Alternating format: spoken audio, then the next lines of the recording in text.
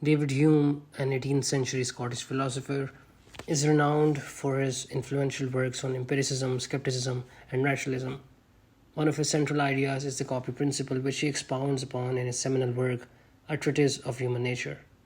The copy principle is a fundamental aspect of Hume's theory of knowledge, asserting that all ideas are ultimately derived from sensory experiences. This principle is crucial for understanding Hume's epistemology and metaphysics, as it lays the foundation for his arguments concerning the nature of human understanding, perception, and the limits of human knowledge. At its core, the copy principle posits that the mind is incapable of generating original ideas independently of sensory input. According to Hume, all human knowledge and ideas originate from impressions, which are the direct, vivid, and forceful experiences we have through our senses and inner sensations, which are emotions, desires, etc. These impressions are then copied by the mind to form ideas, which are the feigned images or representations of these original impressions.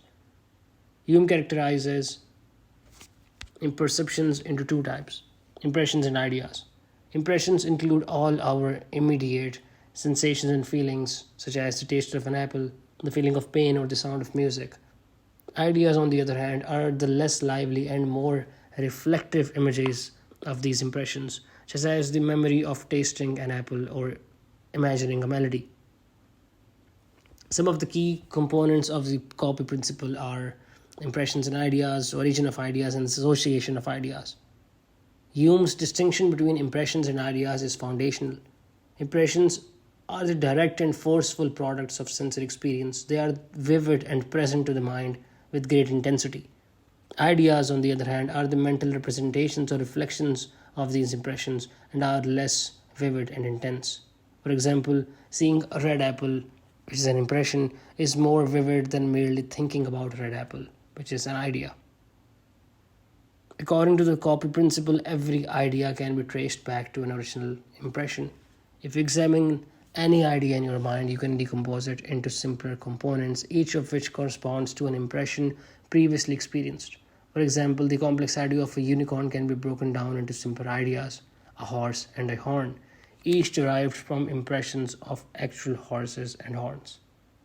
Hume explains how ideas can become more complex through three principles of association: resemblance, contiguity in time or place, and cause or effect. These associations enable the mind to connect different ideas, thus generating new and complex ideas while still adhering to the copy principle. For instance, thinking about a friend, resemblance, can lead to recalling a shared experience, contiguity, or an event that affected the both of you, which is cause and effect. The copy principle also sets the boundaries for human understanding. If an idea cannot be traced back to an original impression, it is deemed meaningless or suspect.